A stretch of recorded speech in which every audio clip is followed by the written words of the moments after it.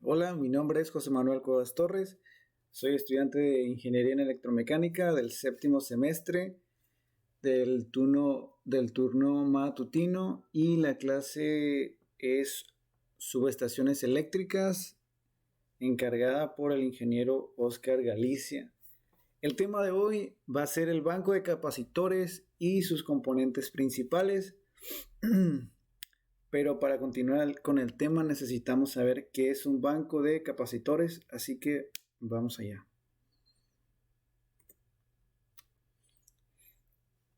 Bueno, pues básicamente los bancos de capacitores son equipos que regularmente se instalan en los sistemas eléctricos, tanto en baja como en media tensión y alta también, ya que son de utilidad para corregir el factor de potencia y evitar las penalizaciones que la empresa suministradora impone. Ok, pues básicamente un banco de capacitores son más de un capacitor conectados entre sí, que esto nos ayuda también tiene distintos beneficios que vamos a ver más adelante, por ejemplo, como corregir el factor de potencia. Más adelante vamos a ver cómo es que un banco de capacitores puede ayudar a corregir el factor de potencia, entre otras aplicaciones que se le puede dar a, a un banco de capacitores. Pero antes de continuar, vamos a hablar un poquito de cómo funciona un banco de capacitores. Bueno, pues es que básicamente el trabajo de un banco de capacitores, aquí dice que se encarga de tomar la energía eléctrica del sistema en el que está conectado y almacenarlo en forma de campo eléctrico. Cuando se cumple el ciclo de carga de los capacitores, devuelve la energía en forma de corriente capacitiva, compensando de esta manera la corriente magnetizante consumida por las cargas eléctricas. Bueno, vamos a ver básicamente que un banco de capacitores lo que hace es almacenar la energía y esto lo podemos ver, mmm, lo podemos básicamente con un capacitor. Vamos a poner de ejemplo un capacitor en un circuito donde se conecta una batería, se conecta una luz LED y se conecta un capacitor. Si nosotros hubiéramos conectado directamente el LED a la batería, básicamente, e interrumpiéramos el circuito, lo que iba a hacer el LED es que iba a parpadear, iba a comenzar a parpadear. Pero nosotros al meter un capacitor, lo que hace este capacitor es que básicamente almacena energía, que esta energía es ocupada al momento de al estar interrumpida la corriente. Por ejemplo, si conectáramos el capacitor en el circuito y nosotros interrumpiéramos el circuito, el LED de nosotros ya no parpadearía, porque básicamente lo que hace el capacitor es almacenar energía y usarla cuando sea necesario.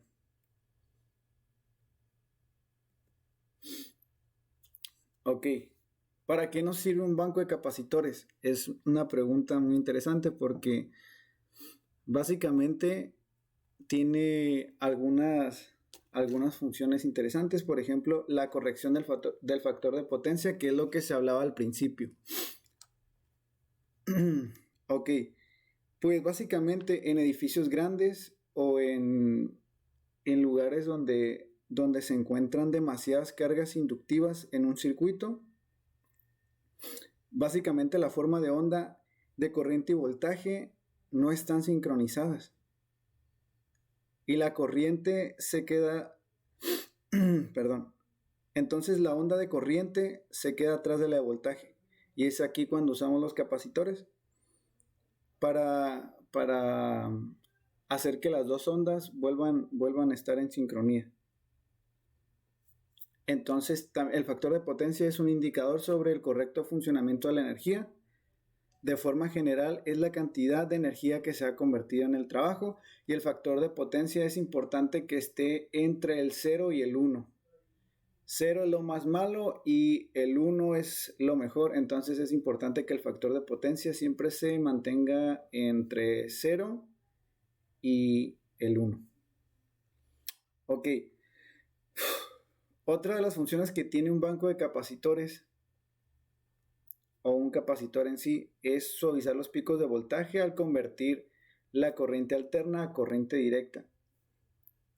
¿Cómo funciona esto? Pues cuando nosotros tenemos corriente alterna, básicamente es una onda senoidal que tiene un periodo positivo y un periodo negativo, pero nosotros con un puente de diodos lo que hacemos es hacer curvas hacia arriba, evitando el periodo negativo que se va hacia abajo. Entonces, solo se mirarían como curvas hacia arriba, pero igual el problema que tenemos ahí es la distancia entre cada pico. Entonces, aquí es donde entra el capacitor, que básicamente lo que hace es que libera energía en el circuito durante estas interrupciones, y esto hace que suavice la fuente de alimentación para que las ondas se vuelvan más una línea en vez ¿cómo se dice? En vez de ondas, y así convertir la corriente alterna en corriente directa.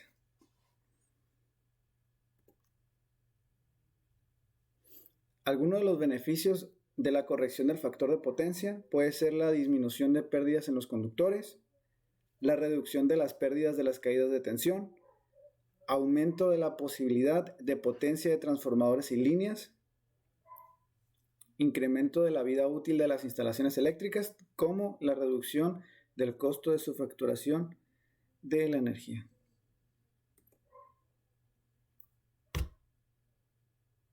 A continuación vamos a ver algunas ventajas del banco de capacitores. Por ejemplo, la número 1 es vida útil y larga, ya que los materiales aquí de construcción de los bancos de capacitores son fijos, son resistentes y se les permite optimizar la vida útil. También tenemos la seguridad, que es cuando los bancos de capacitores tienen medidas de seguridad que evitan descargas o cualquier inconveniente que pudiera afectar al suministro eléctrico. La durabilidad, esto tiene que ver con los materiales y tiene que ver con las gavetas o gabinetes de los bancos de capacitores fijos que protegen a los capacitores para evitar algún contratiempo.